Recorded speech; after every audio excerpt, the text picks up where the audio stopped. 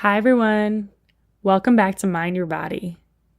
Before we get into today's episode, I just want to remind you that today is the last day that you can sign up for the free e-course giveaway. This e-course is called Finally Conquer Your Goals in 2018. And in this e-course, I lead you through 6 modules of really examining through movement, a goal that you want to achieve so that you can understand what's been holding you back and how to move forward. I'll lead you through guided movement exploration, video instruction, a 24/7 private chat group, a workbook that comes along with it, and a live support call with everyone who's taken the course. So if you're interested, I'm going to put the link right here in the episode description. If you're on a mobile app, you can just find that when you click on the episode. And if you're on mindyourbodydmt.com, you can just find that under the audio player. Again, please sign up by March 1st if you want to be considered, and you don't need any prior movement experience. But if you do, that's great too. Today, I'm talking to Jane Clapp, who I actually discovered on Instagram. She grabbed my attention with her posts about mindful movement and trauma recovery and talking a lot about nervous system regulation. So I got curious and I asked her to come onto the podcast. And I'm so happy I did because I love the conversation that we had. She talked about such complex ideas in a very understandable and clear way. And the way that she applies this information with her movement background is really fascinating and in a way that I have never heard before. So I'm excited to share this episode, and I hope you enjoy it. This is Mind Your Body, a dance movement therapy perspective on the integration of our emotional, cognitive, physical, and spiritual aspects of our being into one more aware and whole existence. My name is Jane Clapp, and I'm a trauma recovery specialist and a movement coach and an educator, and I'm based in Toronto. I could talk more about what I do, but I think we have the whole hour for that. Yeah. Well, I actually found you on Instagram, so that's pretty much where I discovered you, but I am interested more in what you do and what your online influence is and how you impact people. Nice. Yeah. Instagram can be an amazing tool for connecting with people. And I've been writing for many years in my work, and I've really tried to keep my voice quite personal and authentic while weaving in the neuroscience of trauma and movement research. That is a big part of my day-to-day life. So I'm glad we connected, and I tend to generally connect well with my work. Seems to resonate for dance therapists that I've connected with over Instagram as well. Oh, great. Mm-hmm. Yeah. So what is your background? Well, I started teaching group fitness when I was 19, and that'll take us all the way back to 1991. I grew up on the west coast of Canada on an island, and I earned a Bachelor of Commerce degree and was going to do everything right, which is a business degree. Worked in HR, labor relations, and got a pretty good education from when I worked at a trade union for a couple of years, which expanded my very waspy worldview. And then moved out to Toronto in 98 and left behind that corporate work and just meandered back into the fitness world. And didn't really expect for it to become my full-time work. But when I trace things back, I see that super fun, high energy, choreographed, high impact aerobics that I started doing when I was 15 was probably the thing that really kept my head above water growing up in an environment that was not particularly calm and peaceful and was fraught with intergenerational trauma. So it was really became an outlet for me. And now I've really learned how to specialize in helping people embrace resilience through their bodies and complement a lot of talk therapy and psychotherapy that people do, and even weave some psychoeducation around the neurobiology of trauma into my work, which is a huge piece of really what I've been focusing on in the last few years in particular. So do you work mostly on one-to-one or with groups of people? I have taught like general movement classes for years and years, but I don't offer that type of work anymore. A lot of my work is one-on-one, but I also offer a professional education program called Movement for Trauma, which is a 3-part education program that is open to movement professionals, psychotherapists, artists and educators, anybody who's wanting to find a way to move, to do their work in a more trauma intelligent and informed way. And then I also offer webinar programs, Recovery Warrior webinar programs. So it's 3-part, but I also do a lot of speaking work. I've spoken at a couple of fire chiefs conferences, people who interface with trauma through their work, helping them learn how not to experience vicarious or secondary trauma, and be able to not reach burnout. I spoke at a feminist entrepreneurs conference this last year too, which was really great. And a big part of my work is helping women be able to embrace their power and strength in a way that they might not have been able to in the past, because we often learn that staying small has been an adaptive mechanism for staying safe. And in particular, I use an anti-oppressive lens in the way that I teach and coach. So what do you mean by that?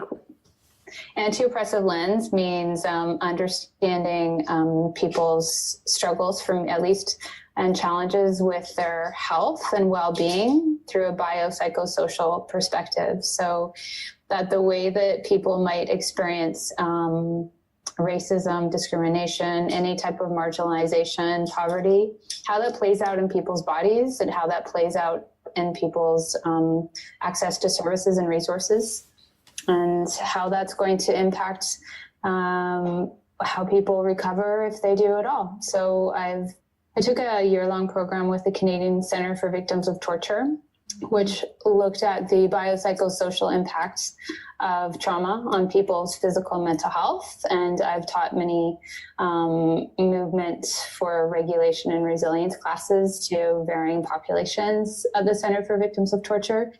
And so I have a broader understanding of wellness that extends beyond my privileged intersectionalities. Yeah. Okay, great. Yeah, I'd love to dive into that a little more. Sure. But there were some things that you had said that I want to ask about.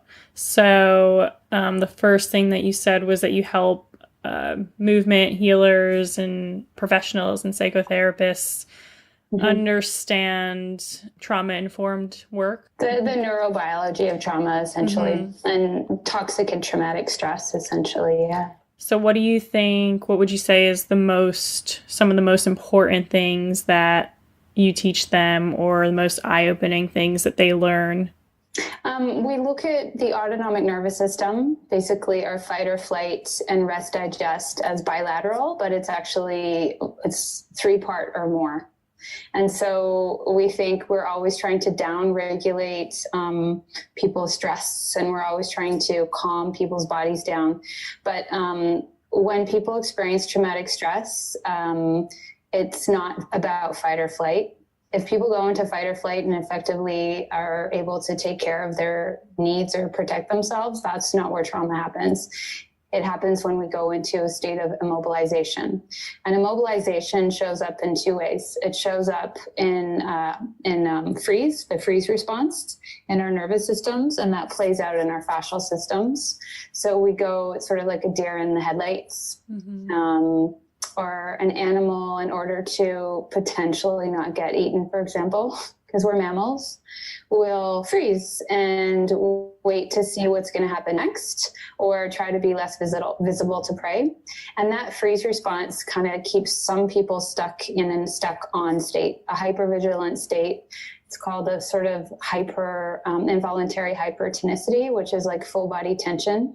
And so we try to find a way to work through that freeze response through movement that is very regulated and not overwhelming and not overstimulating, because people are already in a very stimulated state. So it's sort of like your foot's on the gas and the hands on the brake at the same time. But the other response that happens in our bodies, because we are mammals, is if we feel overwhelmed in any way, even if it's psychological overwhelm, if we feel a threat to our life, especially, could be instantaneous or over time, we go into a state called collapse or feigned death. And that's actually part of the vagus nerve, which we actually play dead instantly. So our blood pressure lowers, our heart rate lowers, our body temperature lowers, our bodies might go numb. And we're actually kind of in a state where we're playing dead, whether it's adaptive or not. Now in modern culture, our bodies still do that. And then even beyond that, we might go into an attached response, or it's called fawn, or tend to be friends. So we have more than a bilateral nervous system. That's the huge part. So a lot of the people that I educate are yoga teachers or body workers who are trying to do a whole lot of releasing. And that doesn't work for a lot of trauma survivors. Because first of all, if you go into freeze, there's a whole lot of movement potential, cortisol and adrenaline that needs to be used up, and people need to go through a stress cycle completion.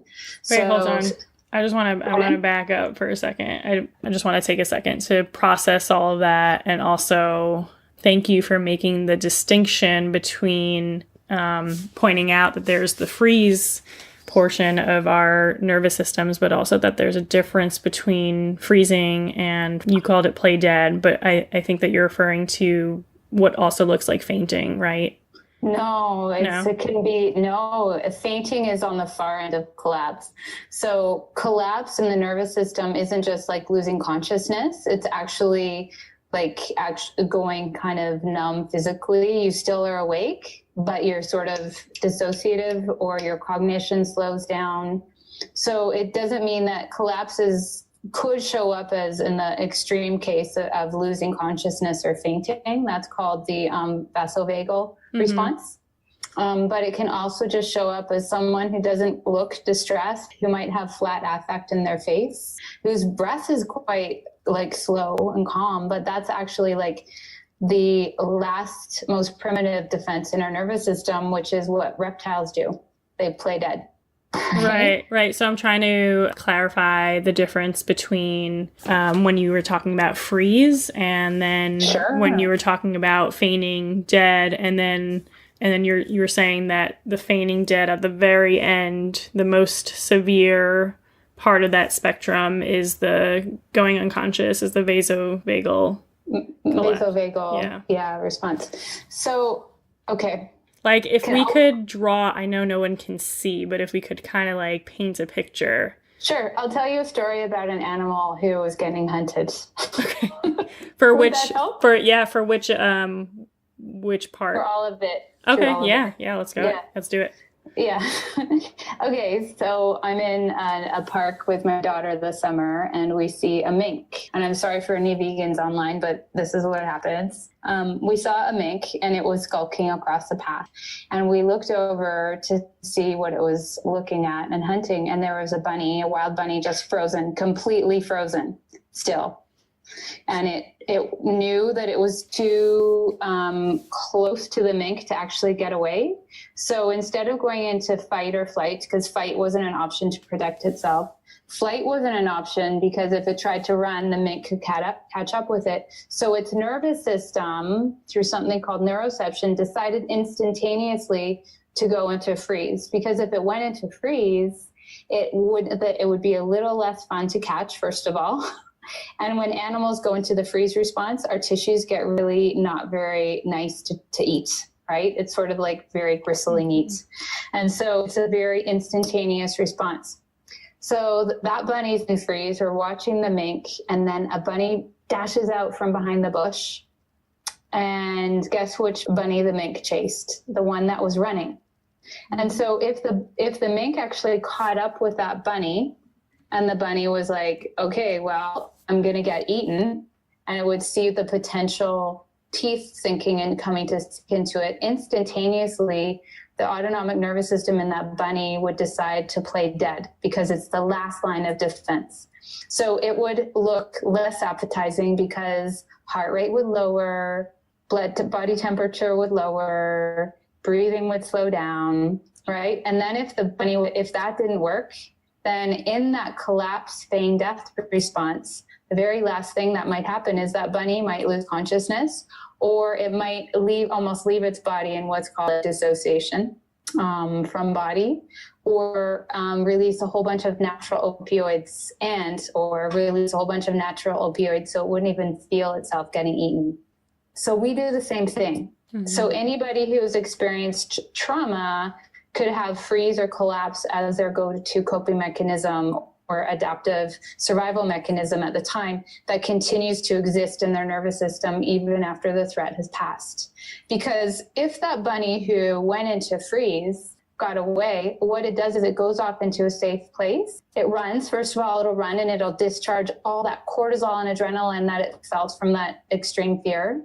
It'll run and dash and feel its body's ability to move again. And it would potentially shake and go into something called neurogenic tremoring, which is involuntary tremoring to discharge that fear. Are you talking about immediately after the situation? Yep. Okay. Yep. As soon as they knew that they were safe. Mm-hmm. And we're designed to do that as well, except that we often get stuck in the middle of a stress cycle instead of moving through it. Or we get stuck in that feign death response in our nervous systems, and we don't know how to come out of it. Because if you put too much energy into that system that went into feign death, it can feel like complete overwhelm again.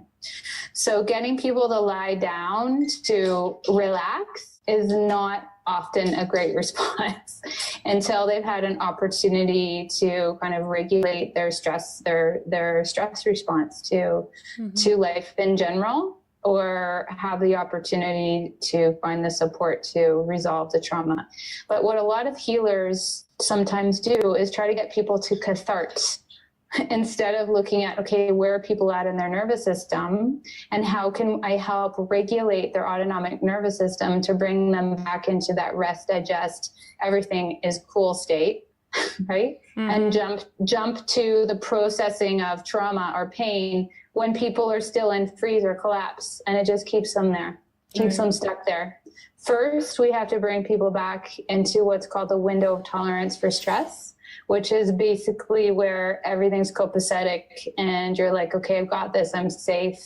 The social engagement system comes back online, meaning we're actually available to connect with other people. And essentially, we're not in that like survival place in our brain. So you can't really do work when people are still in that complete, utter survival mode. And it doesn't always make sense why people get stuck there, right? So you're like, well, you're safe now and you're in a safe space. It's like, well, no. Their body is living in the past. Right. They're stuck in the past. Yeah. Does that make sense? Yeah, absolutely. Yeah, I mean, the part of their brain that can process emotions and make decisions is offline. Yeah, it's not functioning when they're just in survival mode. Yeah.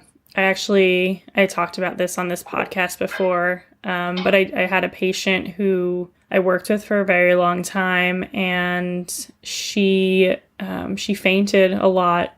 She was diagnosed as having pseudo seizures, and I worked with her individually, and as time went on, she was fainting less, and she became really, really aggressive, and she was having aggressive incidents a lot on the unit. And her whole treatment team they were really concerned, and they thought she was getting worse, and they just felt hopeless. And I wrote them this whole progress report of what we've been doing, and also why her aggression is actually a sign of her getting better. And it was amazing. She was like coming back to life. Yeah, it was really eye-opening. And I mean, they were like, wow, we didn't see it this way. How I think what you're describing right now is so important and such important information, and can really help people understand that actually in the case that I just described, for example, it's improvement. Especially if it's grounded and supported. Like, I think it can be like trauma recovery can sometimes be like a lake that's asleep coming back to life, and it can be very painful and it can be very overwhelming. So sometimes when people kind of feel feel all the things that they were blocking for a long time, and numbing out of from or dissociating from, it can feel so big that they might fall apart. And it can be very destabilizing and further more dysregulating. So there's the therapeutic window of tolerance that any therapist who claims to be trauma informed is going to be working with the therapeutic window of tolerance, so that they're not processing anything kind of traumatic outside of that window. So their social engagement system's still online. They're regulated. Their prefrontal cortex is available, right? And then a lot of people who try to do catharsis are actually outside of that window of tolerance and further grooving in those neural pathways around the trauma, while people are re-experiencing the body memories of that. And so instead of taking a traumatic experience from a 6-lane highway in someone's brain, to a dirt road, re-experiencing all of it through the body and not being regulated can just make it groove in even deeper into our body and our brains. Yeah, can we elaborate on that and really clarify what that looks like? Maybe you have an example of what the window of tolerance looks like and what it looks like to go past that. It varies per person, like for every person, but people's executive functioning is available. People feel people in the window of tolerance. Yeah. Okay. Yeah. The vagus nerve is active. People's breathing is pretty well regulated. It's not like accessory breathing, in the upper chest. People's eyes are looking to make eye contact with you. That's the social engagement system, because when our vagus nerve is online, our face is seeking attachment. We're seeking connection. We're available to connect with emotionally with other people. When people are outside their window of tolerance, there could be like a freeze response, full body tension, eyes are very wide, chin is lifted up, eye movement is very quick. There's a whole lot of orienting responses going on, meaning like checking the environment. Yeah, motor reflexes can be overactive. So people have a startle reflex. And then when people are in the collapse response, it could be kind of heavy-lidded, delayed responses. Hearing can be affected from that as well, because in polyvagal theory, which is part of what I'm talking about with a collapse response, our hearing is affected, and we learn to pay attention not to sounds that are around connecting with other people, but sounds that are dangerous. So even our inner ear muscle changes. People's bodies might seem a little flaccid. You can sense if you are like a body-oriented person interacting with someone, you can generally tell from your body whether or not they're present. You can kind of access your own nervous system and intuition to feel whether or not they're present. So sometimes when people close their eyes and they're quite distressed and they're kind of falling into their feelings, right? We're trying to make sure people have dual awareness, essentially. So dual awareness. Oh, dual awareness. So yeah, I mean, if anybody is wanting to work with trauma survivors in any type of trauma-informed capacity, it's really about staying present through our senses as much as possible. As the healer or therapist, you're saying? Well, for both people. Right. Yeah. So that people aren't time traveling and are keeping very grounded in the now through through their bodies, through sight, sound, touch, smell, and then movement that is very proprioceptive. Or interoception is really helpful too, if that's available. Any type of inner body sensations that people can stay grounded in. Yeah. So this part about catharsis that you're saying a lot of healers go to as a treatment choice. Some do. I'm not saying everyone, but I have seen that people who are wanting to do trauma recovery work, even some yoga people are like, go feel all the pain. Go feel it all. That's what you're saying. And you'll be done with it. Like, go feel it all. Get it out of your body, right? Get those toxic emotions out of your body. Or it really is. Trauma recovery is about reintegration. It's not about cutting off parts of ourselves. It's about making friends with our inner body sensations. That is difficult if you've experienced a lot of trauma, because there's a whole lot of icky physiological sensations that go along with that. So it's not like we can fast forward and feel everything and be done with it. In fact, if you go into all your pain all at once, you're actually probably very dysregulated in your nervous system, overwhelmed, not present, and very likely potentially grooving in those neural pathways and those memories even deeper, instead of trying to help them become more integrated into your larger life experience. Mm-hmm.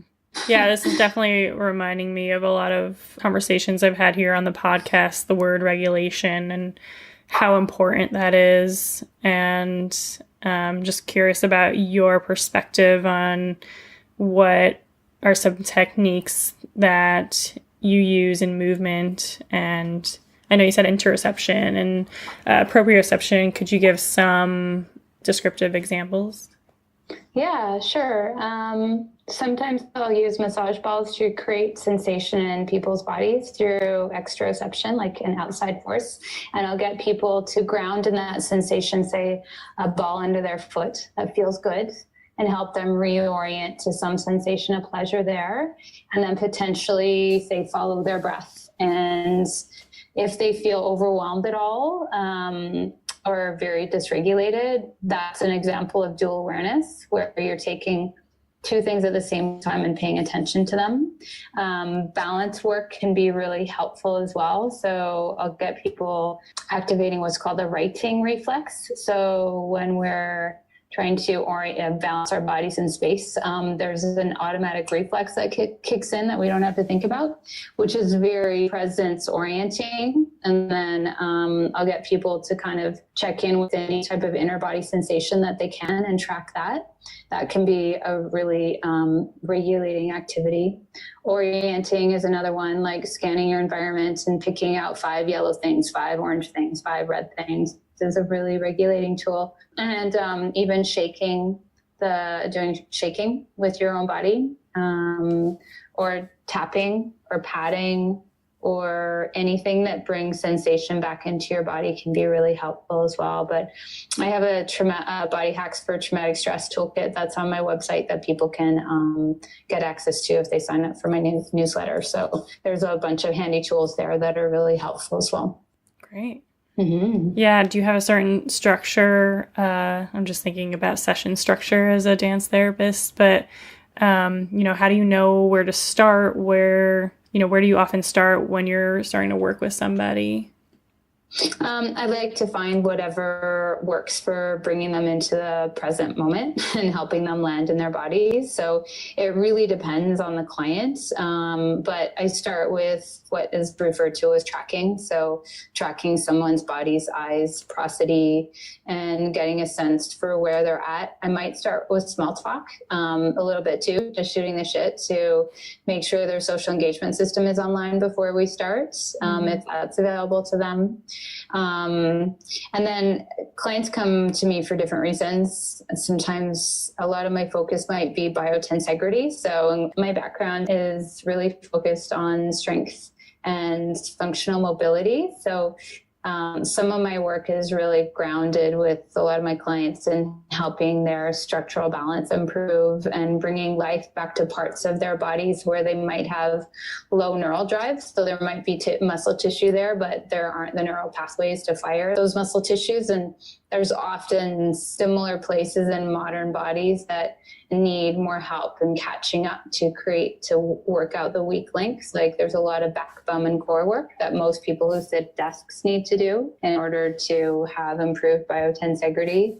A lot of inner core unit training, but a lot of nervous system regulation when they're with me. So the end goal is how to empower people to self-regulate better and to feel more very embodied resilience and access the strength that they already have. Are there certain things that you say when and if you witness a client going into a dysregulated state to bring them back?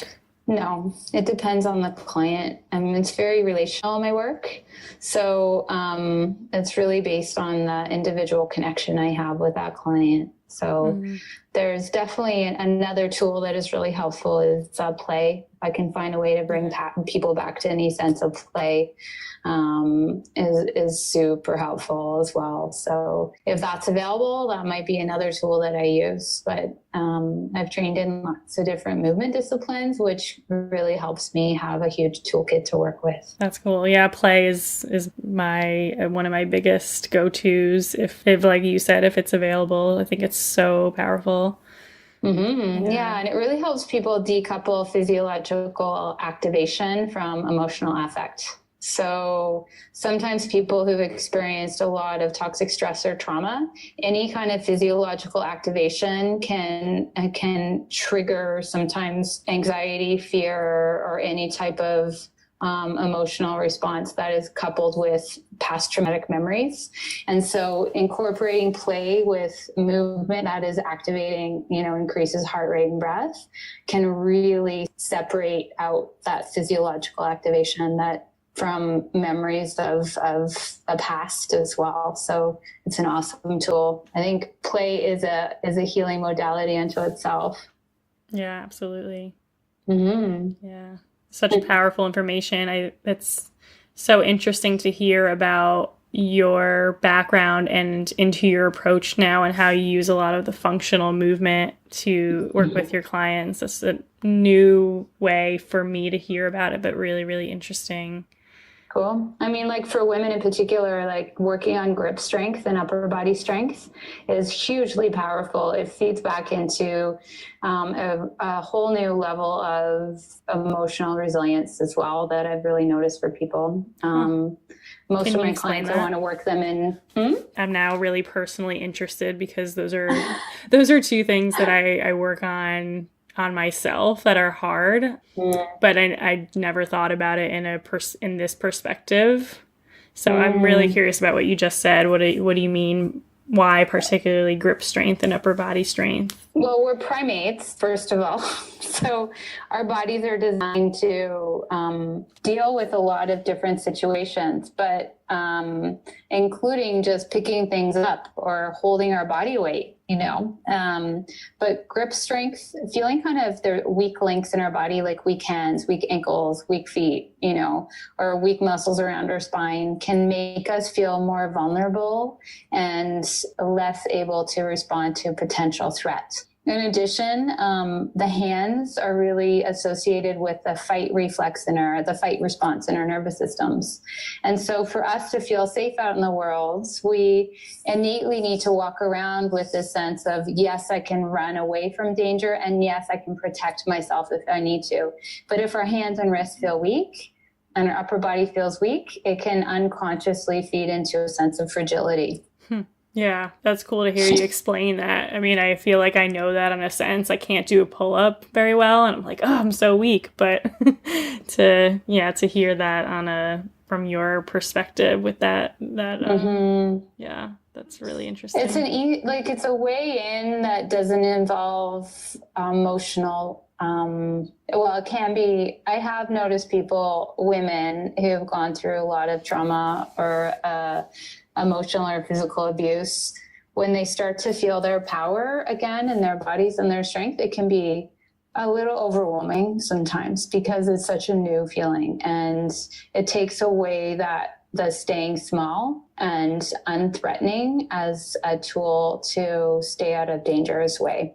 And so it can be very life-changing for women in particular to feel their strength, maybe for the first time, and to feel how integrated their bodies are, like to see how our strength comes from how integrated our movement is and our sense of our whole bodies at any given time. And it's not our separate parts. And I find that there has to be some impact on psychological integration as well when we start to become more aware and have better access to all of our potential strength in our body at the same time, in a way that, takes into account people's diverse abilities as well, I love that. I love that you went from teaching an aerobics class at 15, I think you said, to now just speaking about it and really finding so much depth in what it is, or the path that you were on. Thank all you. The way back then. Who knows what you're going to be doing, right? Yeah, exactly. Ask me in 2 years. Like, I'm co-hosting a presence and clowning workshop, a trauma-informed presence and clowning workshop. I didn't see that coming a couple months ago, but I stay very open to following my gut instincts around that. And the beautiful thing when people become more embodied in a really grounded way and feeling resilient about it is that we have access to embodied intuition. And it's sort of like the force that's in all of us, right? That beacon, that thing that tells us when we're safe and when we're not. Yeah. What people we want to be attached and connected to, what people we don't, and how to really find a way to express our whole selves in our work and our relationships. It goes beyond trauma-informed in creating safe spaces to me. It extends to actually helping people come back to life. Yeah, so important, right?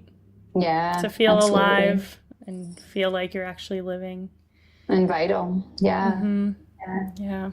It sounds like you're evolving within your own practice and your own work and where life is taking you. So that's pretty cool. I started riding actually horses regularly about 2.5 years ago. And I've learned so much about our nervous systems and what's called co-regulation in our nervous systems through riding, and starting with thinking just with dressage and never thinking I was going to jump over things on a horse. What a crazy thing to do.